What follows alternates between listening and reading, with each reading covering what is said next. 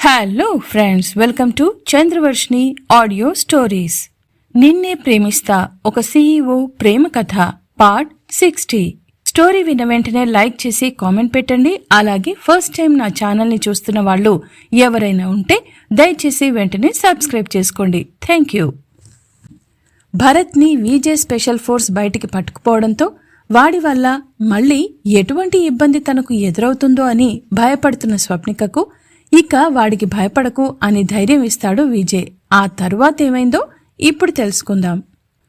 విజయ్ కళ్లల్లో కళ్ళు పెట్టి ఆశ్చర్యంగా చూస్తున్న స్వప్నిక, ఏంటి వాణ్ణి ఏం చేస్తావు ఇప్పుడు అని కొంచెం టెన్షన్గా అడిగింది. దాంతో చిన్నగా నవ్వుతూ, ఏముంది, వాణ్ణి 4 పీకి ఏదో ఒక రూంలో మన దగ్గరే ఆరేస్తారు అని యాటిట్యూడ్గా చెప్పాడు. ఏంటి ఆరేయడమా? అంటే 4 తన్ని తగిలేసి ఓ రూంలో పడేస్తాం. వాడికి 4 రోజులు 3rd డిగ్రీ ట్రీట్మెంట్ ఇస్తాం. అప్పుడు నీ జోలికి కాదు కదా, నన్ను తలుచుకుంటేనే వాడు భయపడతాడు అని సీరియస్గా అన్నాడు విజయ్. అది కాదు, వాడసలు మంచోడు కాదు. వాణ్ణి నువ్వు వదిలిపెట్టాక ఇంకా ఏదైనా చేస్తే, అందుకే వాణ్ణి వదిలిపెట్టు విజయ్ బతిమలాడుతూ అంది. ఆమె ఇక బయటపడదని అర్థమైంది. వెంటనే, సరే నేను ఫోన్ చేసి చెప్తాను గాని నువ్వేం టెన్షన్ పడకు అని అన్నాడు విజయ్. థ్యాంక్యూ విజయ్ అని మెల్లగా అంది స్వప్నిక. ఎయిడ్స్ ఓకే అని ఆమె నుదుటిపై ముద్దు పెట్టాడు. ఇంతలో అప్పుడే డోర్ సౌండ్ కావడంతో స్వప్నిక వెళ్లి డోర్ తెరవగా ఎదురుగా మల్లిక మేడం కనపడింది. ఆమె లోపలికి అడుగు పెట్టడం ఆలస్యం. స్వప్నిక గట్టిగా పిన్ని అంటూ ఆమెని హగ్ చేసుకుని కన్నీళ్లు పెట్టుకుంది స్వప్నిక. ఆమెను చూసిన విజయ్ చిన్నగా నవ్వుతూ, ఏంటత్తయ్య, ఎప్పుడు నువ్వే ముందుండేదానివి, ఈ రోజు నాకిలా జరిగిందంటే ఇంత లేటుగా వచ్చావేంటి అని అడిగాడు. కంగారుగా లోపలికొచ్చిన మల్లిక విజయ్ అలా నవ్వుతూ మాట్లాడడంతో చాలా సీరియస్గా, ఏంట్రా నీకు నవ్వులాటగా ఉందా? ఎప్పుడూ కూడా తగువులాటలు పెట్టుకొంది నీకు నిద్ర పట్టదు కదా, ఇక్కడ కూడా ఇదే మొదలు పెట్టావా? అక్కడ డానియల్ గాడితో జరిగింది చాలదా నీకు అని కోపంగా అంది మల్లిక. అత్త, వాడు ఎక్కడ ఆగుతాడు, నన్ను మాత్రం వెంటాడుతూనే ఉంటాడు. అందుకే నేను ఇండియాకి రాను. ఎక్కడున్నా వాడికి నాకు ఈ వార్ ఇలాగే ఉంటుందని చెప్పాను కదా. అది నువ్వు డాడ్ వినిపించుకోలేదు. ఇప్పుడు మీకు అర్థమైంది కదా అని సీరియస్గా అన్నాడు. విజయ్, అవునరా, వాడు వెంటాడితే ఎంత దూరమని పరిగెత్తుతావు, ఎక్కడని దాక్కుంటావు అని కోపంగా అంది మల్లిక. చా అత్త, నేను దాక్కుంటానా? నేను దాక్కోవడం లేదు. వాడి ప్రాణం ఇక్కడుందని తెలిసి పట్టుకోవడానికి వచ్చాను, అంతేకాని భయపడి కాదు. వాడికి విషయం తెలిసి నాపైకి మనుషుల్ని పంపాడు అని కోపంగా అంటూ, అబ్బా ఈ నొప్పొకటి అని పంటి బిగున తన నొప్పిని భరించాడు విజయ్. విజయ్ ప్లీజ్ ఆవేశపడకండి, ఇంతకు ముందులా బ్లీడింగ్ అవుతుంది అని అంది స్వప్నిక. ఆ మాటలు విన్న మల్లిక, ఏమైంది స్వప్నిక అని ఆతృతగా అడిగింది. మీకు తెలుసు కదా పిన్ని, భరత్ అని నా కోసం అప్పుడప్పుడు ఆఫీస్కొస్తూ ఉంటాడు. వాడు ఇంతకు ముందు ఇక్కడికొచ్చాడు. విజయ్ కోపం గురించి మీకు తెలుసు కదా, వాడితో మాటల యుద్ధం చేశాడు. ఇంకే ఉంది, ఆవేశంతో వానికి వార్నింగ్ ఇచ్చాడు. దాంతో స్టిచ్చెస్ వేసిన గాయం నుండి బ్లడ్ లీక్ అయింది అని సీరియస్గా అంది స్వప్నిక. భరత్ బిహేవింగ్ ఎలా ఉంటుందో మల్లికకు తెలుసు. ఆవిడ కూడా ఒక్కోసారి వాడి బిహేవింగ్ చూస్తే చెప్పుతో కొట్టాలనేంత కోపం వచ్చేది. అప్పుడు కూడా ఇలాగే స్వప్నిక భయపడ్డంతో తను ఊరుకుంది. కాకపోతే తన ఆఫీస్కి రావద్దని, ఇంకోసారి వస్తే బాగుండదని 2-3 సార్లు అతన్ని వార్న్ చేయడం, తర్వాత తన సెక్యూరిటీ గార్డ్స్తో మర్యాదగా బయటికి గెంటేయడం లాంటి ఇన్సిడెంట్స్ 2-3 జరిగాయి. భరత్ ఓవర్ యాక్షన్ చూసిన తనే ఆఫీసులో పనిచేసే స్వప్నిక గురించి కోపానికి వచ్చిందంటే ఇక ఇప్పుడు భర్త అయిన విజయ్ ఇరిటేట్ అవడంలో తప్పు లేదని అనుకున్న మల్లిక, ఇట్స్ ఓకే, దీని వెనుక ఉంది ఆ డానియలేనా, కన్ఫర్మ్ గా తెలిసిందా అని అడిగింది మల్లిక. ఇంకా తెలియలేదత్తా, అక్కడున్నప్పుడంటే వాడే డైరెక్ట్ గా వాడి మనుషులతో అటాక్ చేయించాడు. కాని నేను ఇండియాకొచ్చానని తెలిసింది కదా, దాంతో వాడు ఇక్కడెవరితోనో డీలింగ్స్ మాట్లాడుకున్నట్టు కనిపిస్తోంది అని అన్నాడు ఆలోచిస్తూ విజయ్. వాళ్ళేం మాట్లాడుతున్నారో అర్థం కాకుండా అక్కడే నిలబడి వింతగా వింటూ ఉండిపోయింది స్వప్నిక. ఏంటి, న్యూయార్క్ లో థ్రెట్ ఉందని ఇక్కడికొచ్చాడా? ఏమై ఉంటుందక్కడ? అసలు ఏం చేస్తున్నాడు వీడు అని అనుమానంగా వాళ్ళిద్దరినీ చూసింది. అది గమనించిన వెంటనే మల్లిక విజయలు సర్దుకొని అత్తా పొద్దుట్నుంచి రాకుండా ఇప్పటివరకు ఎటెల్లావేంటి అని అడుగుతూ మాట మార్చాడు విజయ్. మామూలే, స్వప్నిక నీ భార్య అవడమేమో గాని నాకు పని చాలా తగ్గిందని చెప్పాలి. అప్పుడు ఓ ఎంప్లాయీగా తను డిసిషన్ తీసుకున్నా దాని అప్రూవల్ కోసం ఆగాల్సొచ్చేది. కానీ ఇప్పుడు తనే బాస్ కాబట్టి ఇంకా ఈజీగా అయిపోయింది.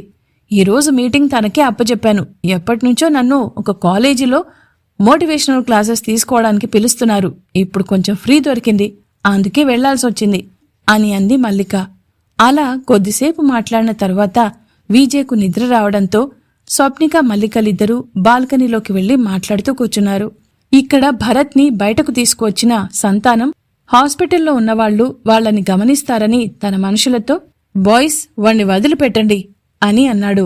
వాళ్లు అతన్ని వదిలిపెట్టగానే అసలెవర్రా మీరంతా, నన్ను పట్టుకుని ఎక్కడికి తీసుకెళ్తున్నారు? నేనెవరో తెలుసా? ఒక్కసారి మా అన్నయ్యకు ఫోన్ కొడితే దెబ్బకు మీ షాల్తీళ్లు ఎగిరిపోతాయి అని దూకుడుగా కోపంగా అన్నాడు. వెంటనే ఎవరికీ కనబడకుండా తన గన్ని భరత్ నడుము దగ్గర పెట్టి, మోవ్, నీ అన్నయ్యో కొన్నయ్యో ఎవడైతే నాకేంటిబే, మా బాస్ విజయ్కి అడ్డొస్తే ఇంతే భరత్ని ముందుకు నెడుతూ మెల్లిగా సీరియస్గా చెప్పాడు సంతానం.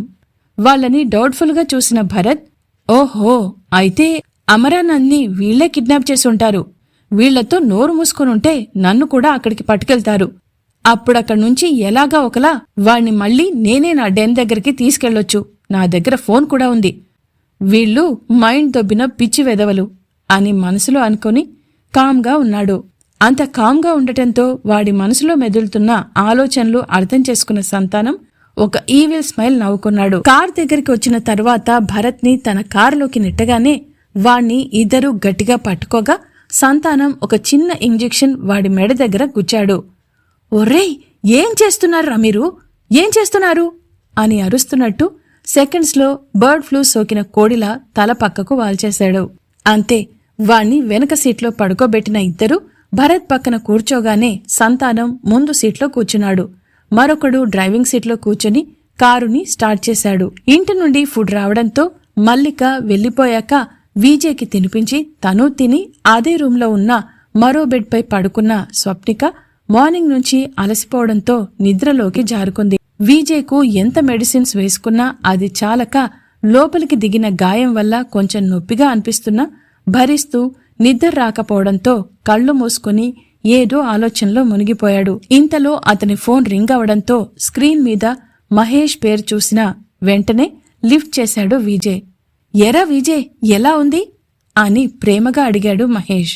పర్వాలేదురా, బానే ఉంది, కాకపోతే కొంచెం నొప్పి ఎక్కువగా అనిపిస్తుంది అని అన్నాడు విజయ్. అవునరా, అది చిన్న గాయం కాదు కదా, అలాగే ఉంటుంది. అది పూర్తిగా మాండానికి కూడా ఓ 2-3 మంత్స్ టైం పట్టొచ్చు అని అన్నాడు మహేష్. అదేరా, నాకు చాలా చిరాగ్గా ఉంది. ఇప్పుడు ఎమర్జెన్సీగా ఒక 2-3 పనులున్నాయి. అలాంటిది నేను మంచం పట్టి ఇదే హాస్పిటల్లో ఉంటే ఎలాగో నాకు అర్థం కావడం లేదు అని అన్నాడు బాధగా విజయ్. ఎందుకురా అలా బాధపడుతున్నావు? నాకు చెప్పు, ఏం కావాలో నేను చేసి పెడతాను కదా అని మళ్ళీ భరోసా ఇస్తూ అన్నాడు మహేష్. థ్యాంక్యూరా, చూస్తాను. ఏదన్నా అవసరం ఉంటే ఖచ్చితంగా నీకే చెప్తాను. నిన్ను తప్ప నేనెవ్వరినీ నమ్మే పరిస్థితుల్లో లేను అని అన్నాడు విజయ్. అది సరేగాని అసలు విషయం సిస్టర్కి చెప్పావా అని ఆతృతగా అడిగాడు మహేష్. ఎక్కడ్రా, చెప్పడం కాదు, తనని తీసుకెళ్లి చూపించాలని అనుకున్నాను. కాని చూసావు కదా, ఈరోజు అటే వస్తూ ఉంటే ఇలా అయింది. ఇది తగ్గే వరకు ఎక్కడికి వెళ్లడం వీలు కాదు కావచ్చు. మళ్ళీ ఆ బేవార్స్ గాడు హాస్పిటల్కొచ్చి కూడా నన్ను ఇరిటేట్ చేశాడు. వాణ్ణి సంతానానికి అప్పచెప్పి ఇక్కడి నుండి పంపించేశాను. మన వాళ్లతో వాణ్ణి పంపించినందుకు స్వప్నిక ఇంకా భయపడుతుంది. వాణ్ణి వదిలిపెట్టమని ఒకటే గోల చేస్తోంది అని చిరాగ్గా అన్నాడు విజయ్. ఆ మాటలు విన్న తర్వాత మహేష్ విజయ్కు జాగ్రత్తలు చెప్తూ తన ఫోన్ని కట్ చేశాడు. తన ఎదురుగా బెడ్లో పడుకున్న స్వప్నికను చూసిన విజయ్కు ఆమె నిద్రలో అనీజీగా అటూ ఇటూ కదులుతూ కనిపించింది. ఒత్తైన కనురెప్పల కింద కదలాడుతున్న ఐలిడ్స్, మాటి మాటికి ముడుచుకుంటున్న ఆర్చిల్లాంటి ఐబ్రోస్, ఆమె దేనికో బాధపడుతుందని అర్థమైంది. రోజూ తన పక్కన స్వప్నిక పడుకోవడం అలవాటైన విజయ్కు కూడా అస్సలు నిద్ర రావడం లేదు. స్వప్నిక కూడా నిద్రలో అందుకే అనీజీగా కదులుతుందా అనుకుని ఒక 20 నిమిషాలు కష్టపడ్డ విజయ్ ఇక తన వల్ల కాదనుకొని హే స్వీట్ హార్ట్ అని పిలిచాడు. ఆమెకు వినిపించకపోవడంతో అటూ ఇటూ చూసిన విజయ్ స్వప్నికకు ఫోన్ చేశాడు. రింగ్ అవుతున్న తన ఫోన్ని కళ్ళు మూసుకునే లిఫ్ట్ చేసిన స్వప్నిక హలో ఎవరు అని నిద్రమత్తులో అడిగింది. నీ మొగుణ్ణి స్వీట్ హార్ట్ అని అన్నాడు విజయ్. ఇట్స్ ఓకే విజయ్, చెప్పు ఏం కావాలి అని కళ్ళు తెరవకుండానే విజయ్ వైపు తిరిగి పడుకుంది. లెవెండర్ కలర్ పై ఎల్లో బ్లూ ఫ్లోరల్ ప్రింట్ ఉన్న నైట్ డ్రెస్ లో చాలా క్యూట్ గా ఉంది స్వప్నిక. ఆమె అలా విజయ్ వైపు తిరగడంతో తను వేసుకున్న టాప్ కొంచెం పైకి జరిగి ఆ మసక వెలుతుర్లో బంగారు రంగులో మెరిసిపోతున్న ఆమె సన్నని నడుమును చూసిన విజయ్కు మతిపోయినంత పనైంది. నా మీద ఎవడైతే అటాక్ చేయించాడో గాని వాణ్ణి ముక్కలు ముక్కలు నరికి దొబ్బాలి ఎదవని, లేకపోతే నా ముద్దుల పెళ్లంతో గడిపే రొమాంటిక్ నైట్స్ నుండి 3 months లాగేసుకున్నాడు ఎదవ అని మనసులో వాణ్ణి బండ బూతులు తిట్టుకుంటూ చాలా ప్రేమగా మై డియర్ స్వీట్ హార్ట్ స్వప్ని అని పిలిచాడు విజయ్. ఏంటి విజయ్, ఏం కావాలో చెప్పమంటే ఏం మాట్లాడట్లేదు ఏంటి అని గోముగా అడిగింది స్వప్నిక. స్వప్నే ఓపెన్ యువర్ ఐస్ అని తను కూడా చాలా స్వీట్ గా అన్నాడు విజయ్. కళ్ళు తెరిచిన స్వప్నికకు ఎదురుగా విజయ్ కనిపించాడు. ఫోన్ చేస్తున్నావేంటి, నిద్ర రావడం లేదా, నొప్పిగా ఉందా, ఏమైనా కావాలా అని కంగారుగా అడుగుతూ అతని దగ్గరకొచ్చి నిలబడింది స్వప్నిక. నాకు నిద్ర రావడం లేదు స్వప్ని అని ఆమెను ఇంటెన్స్ గా చూస్తూ అన్నాడు విజయ్. అవునా, నొప్పిగా ఉందా, డాక్టర్ని పిలవమంటావా? నా కర్మ, ఓసిన సీఓ పెళ్ళామా, డాక్టర్ కాదే మొద్దు, నువ్వు కావాలి అని అన్నాడు విజయ్. ఏంటి అని టెన్షన్గా చూసింది. ఐ వాంట్ యూ అని అన్నాడు విజయ్. దాంతో స్వప్నిక కళ్ళు పెద్దగా తెరుస్తూ ఏంటి ఇప్పుడు నువ్వున్న సిచ్యువేషన్ ఏంటో తెలిసి అడుగుతున్నావా అని సీరియస్గా అంది స్వప్ని. అబ్బా అదేం లేదే, నాకు రోజు నీ పక్కన పడుకోవడం అలవాటైంది కదా, ఈరోజు నీ టచ్ లేకపోతే నాకు ఆ టాబ్లెట్స్ వల్ల కూడా మత్తు రావడం లేదు, ప్లీజ్ నా పక్కన పడుకోవే, నేను హాయిగా నిద్రపోతాను అని మెల్లిగా అన్నాడు విజయ్. తను కూడా సేమ్ సిచ్యువేషన్ ఎదుర్కొంటుంది కాబట్టి ఆమె ఏమనాలో అర్థం కాకుండా అతని వైపు బ్లాంక్గా చూసింది. సరే మరి, ఆ నొప్పులతో ఎంతో అవస్థ పడుతున్నారు కదా, పక్కన పడుకుంటాను, కానీ నిన్నట్లాగా పిచ్చి వేషాలు వేయొద్దు, అర్థమైందా అని తన చూపుడు వేలుని చూపిస్తూ అంది స్వప్నిక. వెంటనే ఆ వేలుని అందుకున్న విజయ్ దాన్ని కసుక్కున కొరుకుతూ ఏం పర్లేదు పడుకో అని ఆమెకు ఆన్సర్ ఇచ్చాడు విజయ్. ఔచ్, ఏయ్ అంటూ తన వేలుని లాక్కున్న స్వప్నిక ఏంటి కొరికేస్తున్నావు అని తన వేలుని ఊదుకుంటూ అడిగింది. ఏం చెప్పును మరి, దూరంగా ఉండి ఊరిస్తున్నావు, నిన్ను పట్టుకొని కసకసా నమిలి మింగేయాలనుంది తెలుసా అని గుసగుసగా అన్నాడు విజయ్. అదే నేను అనేది, నీ పక్కన పడుకుంటే నువ్వు కామ్గా నిద్రపోవాలి, అంతేగాని నన్ను ఇబ్బంది పెట్టొద్దు అని మళ్ళీ నసుగుతూ అంది స్వప్నిక. నేనేం చేయను, నిన్నొక సెకండ్ కూడా ఇబ్బంది పెట్టను, నువ్వు కూడా నన్ను ఇబ్బంది పెట్టొద్దు, నా పక్కన నువ్వు పడుకుంటే నీ మీద కాలు చెయ్యి వేసి నేను నిద్రపోతాను అని తన అందమైన నవ్వుని ఆమె మీదికి విసిరాడు విజయ్. ఆ అందమైన నవ్వులో కన్నింగ్ స్మైల్ దాగుందని దాని వెనుక ఏం దుష్టబుద్ధి ఉందో తెలియని స్వప్నిక సరే అని విజయ్ బెడ్ చుట్టూ ఉన్న వాటిని ప్రాపర్గా అడ్జస్ట్ చేసి అతని మరో చేయికి సెలైన్ బాటిల్ తీసి ఉండటంతో ఇంకా ఈజీగా అతన్ని కొంచెం పక్కకి జరిపి బెడ్ పై ప్లేస్ చేసుకుని విజయ్ పక్కనే పడుకుంది. వెంటనే ఆమె నడుంపై చేయి వేసి దగ్గరగా లాక్కొని చూస్తూ స్వప్నే ఓన్లీ 1 కేస్ అని మెల్లిగా అడిగాడు. అంతే, నాకర్థమైంది, నువ్విలాంటి వేషాలు వేస్తావని నాకెప్పుడూ తెలుసు అని కళ్ళు చక్రాల్లా తిప్పుతూ అంది స్వప్నిక. నాకు తెలిసే, నేను మర్యాదగా పొలైట్గా అడిగితే నువ్వు నాకు లొంగవని, నీ దగ్గర నేనెప్పుడూ చేసే దౌర్జన్యమే బెటర్ అని గట్టిగా పట్టుకుని ఆమె పెదవులపై తన పెదవులను చేర్చాలని చూశాడు. చూడు విజయ్, నువ్విలా చేయటం వల్ల నీ లోపల టెన్షన్ పెరిగి బ్లీడింగ్ అవుతుంది, కొంచెం అర్థం చేసుకో, కనీసం 1 వారం రోజులైనా జాగ్రత్తగా ఉంటే మనకు బెటర్ అని సీరియస్గా అంది. నువ్వలా కదిలితే నాకెక్కడో దెబ్బ తాకుతుంది. అందుకే నోరు మూసుకొని నేను చెప్పింది విను అని సీరియస్గా అన్నాడు విజయ్. అది కాదు విజయ్ అని ఏదో చెప్పబోతున్న స్వప్నికను మధ్యలోనే ఆపి, చూడు స్వీట్ హార్ట్, నువ్వు అనుకున్నట్టు కాదు. ట్రస్ట్ మీ, నేను నిన్నట్లా నిన్నిబ్బంది పెట్టను అని ఆమె మెడవంపులో జారుతూ తన ముఖాన్ని దాచుకున్న విజయ్ మెల్లిగా అక్కడ కిస్ చేస్తూ స్వప్నిక భుజంపైన ల్యాండ్ అయిన విజయ్ అక్కడ చిన్నగా బైట్ చేశాడు. వీపుపై గాయం వల్ల తమకంతో అతన్ని చుట్టుకోలేని ఆమె ఒక చెయ్యి విజయ్ క్రాఫ్ట్ని గట్టిగా పట్టుకుంది.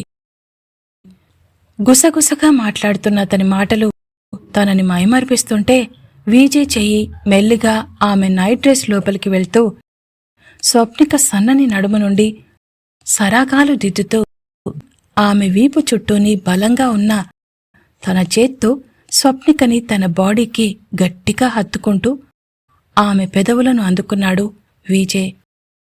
మెత్తని ఎర్రని కాన్వాస్ లాంటి ఆమె పెదవులపై అతని కుంచెలాంటి పెదవులతో ప్రేమగా ముద్దుల ముద్దర్లు అద్దుతూ 2-3 నిమిషాలు మౌన పోరాటం చేసిన విజయ్ స్వప్నిక పెదవుల నుండి దూరంగా జరిగి ఆమె కళ్లల్లోకి సూటిగా చూశాడు.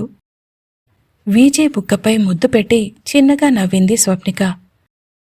ఇప్పటివరకు తీసుకున్న ఏ పెయిన్ కిల్లర్స్ ఇవ్వని రిలాక్సేషన్ స్వప్నికను ముద్దు పెట్టుకోవడంతో విజయ్కు హాయిగా అనిపించింది.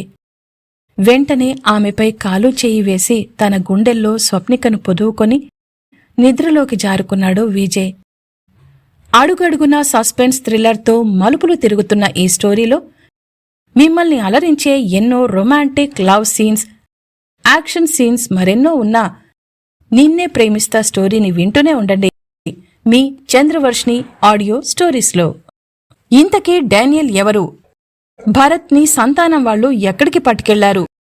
స్వప్నికకు అమరానంద్ గురించి తెలుస్తుందా? డానియల్ న్యూయార్క్లో విజయ్కు ఎదురు తిరిగిన కారణం ఏమిటి? వీటన్నిటినీ తెలుసుకోవాలంటే తర్వాత పార్ట్ వినండి. విన్న తర్వాత లైక్ చేసి కామెంట్ పెట్టండి. అలాగే నా ఛానల్ని ఫస్ట్ టైం చూస్తున్న వాళ్ళు ఎవరైనా ఉంటే దయచేసి వెంటనే సబ్స్క్రైబ్ చేసుకోండి.